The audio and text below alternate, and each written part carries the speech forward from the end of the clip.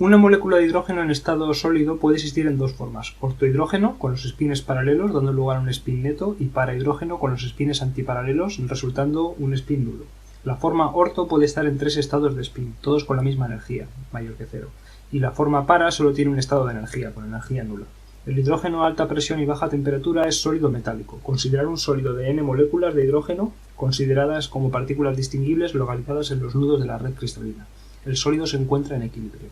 Entonces el sistema que tenemos es el siguiente. Lo que tenemos es un sólido, no olviden que esto es un sólido metálico, compuesto por una red cristalina de átomos de hidrógeno, ¿vale? Estos son átomos de hidrógeno que los consideramos como partículas distinguibles. Tenemos n partículas distinguibles. Y cada uno de estos átomos de hidrógeno nos dicen que puede estar en dos configuraciones. En una configuración orto o forma orto y en una forma para. La forma orto tiene tres estados de spin, todos con la misma energía. Eso lo que significa es que vamos a tener un nivel de energía con una energía, este bar epsilon, este epsilon, mayor que 0, que tiene una degeneración 3, porque nos dicen que hay tres estados. Hay tres estados cuánticos que tienen esta energía. La degeneración de este nivel va a ser 3. Y luego tenemos otra configuración, la forma para, que tiene un solo estado asociado con energía 0. De manera que nuestro diagrama de niveles de energía es este. Dos niveles de energía, uno triplemente degenerado. Y esto en realidad es todo lo que nos hace falta. De todo este apartado, básicamente lo más importante es esto. Nos preguntan qué valores puede tomar la energía total del sistema y que razonemos la respuesta. Esto aquí es importante tener en cuenta que el sólido se considera en equilibrio, ¿vale? Eso es importante porque eso nos dice que lo que vamos a tener que hacer es simplemente estudiar los límites de alta y baja temperatura. Si no nos dijeran que el sólido se considera en equilibrio, pues sería posible tener un estado en el cual todas las partículas, por ejemplo, están en el estado de más alta energía. De manera que la energía interna de ese estado sería n veces epsilon. Pero eso no es un estado de equilibrio. Lo que tenemos es que a temperatura nula, aquí sí que vamos a tener todas las partículas en el estado de más baja energía. Y sabemos que la energía interna va a ser igual a n veces 0 más 0 veces epsilon, es decir, 0. ¿Vale? Esto es lo que tenemos a muy baja temperatura.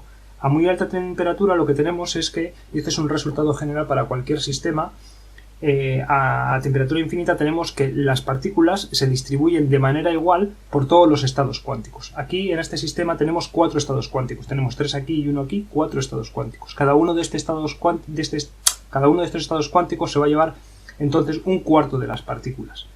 De manera que vamos a tener que a temperatura muy alta tenemos que n de epsilon será igual a 3n cuartos y n de 0 va a ser igual a n cuartos. Y la energía interna entonces será 3n epsilon cuartos. Y estos son los dos límites que tenemos para la energía interna, entre 0 y 3n cuartos. Este resultado, si no lo habéis visto ya en alguno de los otros ejercicios, se obtiene muy fácilmente. Tenemos que el número de partículas en un estado cuántico I con una energía epsilon sub I viene dado por n partido por z1 por e a la menos epsilon I partido por kt. Esto es un estado cuántico. Puede ser, por ejemplo, este estado cuántico con energía 0 o uno de estos estados cuánticos con energía epsilon. Cuando hacemos tender la temperatura a infinito, si la temperatura tiende a infinito, esto va a tender a n partido por z1. Y esto es independiente de la energía de ese estado. De manera que es igual para todos los estados. Es igual para todos los estados. Y estamos hablando de estados, no de niveles de energía, ¿vale? Las partículas se reparten de manera a temperatura muy alta, se reparten de manera igual por todos los estados cuánticos. Por eso aquí nos queda el triple de partículas que aquí. Porque este tiene 3 estados cuánticos asociados. En el apartado B nos dicen obtener una expresión de la energía interna en función de la temperatura. Bueno, aquí lo que tenemos que hacer es calcular la función de partición. Si calculamos la función de partición de este sistema, tenemos estos dos niveles, la podemos calcular fácilmente, va a ser 1 más e a la 0, que va a ser 1, y luego tenemos 3 por e a la menos epsilon partido por kt. Y esta es la función de partición. Si hacemos la derivada, bueno, la energía interna va a ser mkt cuadrado derivada del logaritmo de la función de partición de una partícula con respecto a la temperatura, y esto nos va a quedar n kt cuadrado y tenemos que hacer la derivada del logaritmo de esto, que tenemos que poner la derivada de esto en la parte de arriba, nos va a quedar 3 menos, y luego nos queda más epsilon partido de kt cuadrado por e a la menos epsilon partido por kt, y en el denominador nos queda simplemente 1 más 3 por e a la menos epsilon partido por kt. Tenemos que esto con esto se nos va, y esto queda 3n epsilon, y esto lo podemos pasar abajo dividiendo, y nos queda e a la epsilon partido por kt más 3. Esta es la energía interna del sistema. Podéis comprobar que los límites que hemos calculado aquí también se obtienen de esta expresión. En el siguiente apartado nos dicen, cuando la temperatura es máxima, ¿qué distribución tienen las partículas de los estados orto y para?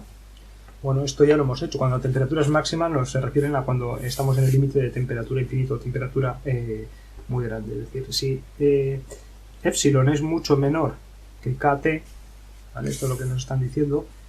¿Qué distribución tienen las partículas en los estados orto y para? Bueno, pues esto ya lo hemos hecho. Ahora lo podéis volver a repetir, pero esto lo hemos hecho aquí. Vamos a tener que nos preguntan por estados. En los estados orto y para. Tenemos para la forma orto tenemos 3 estados, ¿vale? Vamos a llamar los estados O1, O2 y O3, de manera que el número de partículas que tenemos en el estado O1 será igual al número de partículas que tenemos en el estado O2, igual al número de partículas que tenemos en el estado O3, que es igual a n cuartos. Y esto va a ser igual también al número de partículas que tenemos en la forma para, que solo tiene un estado con energía cero, y esto es lo que vamos a tener por lo que hemos dicho aquí, ¿vale? Esto que hemos dicho aquí es exactamente lo mismo. Luego nos dicen, estando el sistema en equilibrio termodinámico, ¿es posible tener la mitad de las partículas en el estado fundamental? Si es posible, obtener la temperatura de ese estado. Si no lo es, explicar por qué no es posible. Nos dicen si es posible tener la mitad de las partículas en el estado fundamental.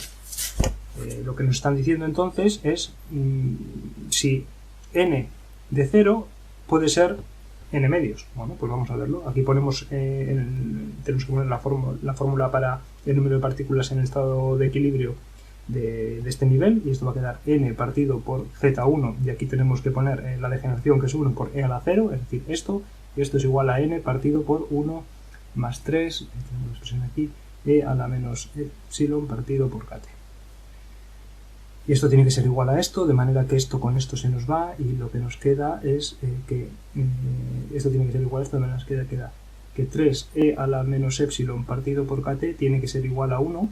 Si tomamos aquí el logaritmo, nos queda que el logaritmo de 3 menos epsilon partido por kt tiene que ser igual a 0, y esto implica que t es igual a epsilon partido por k logaritmo de 3. Entonces sí que es posible. A esta temperatura lo que vamos a tener es la mitad de partículas en este estado. Y con esto habríamos ya respondido a lo que nos preguntan, pero es interesante en problemas sencillos como este comprobar que lo que hemos hecho tiene sentido, y podemos, por ejemplo, ahora calcular cuál es el número de partículas, aunque ya lo sabemos, pero vamos a ver si tiene sentido. Si aquí tenemos la mitad, la otra mitad de partículas tendrá que estar en el otro nivel de energía. Tenemos que n de epsilon será n partido por, 3n partido por z1, donde z1 es esto, 1 más 3e a la menos epsilon partido por kt, y aquí tenemos e a la menos epsilon partido por kt. De manera que esto es 3n partido de e a la epsilon partido por kt más 3.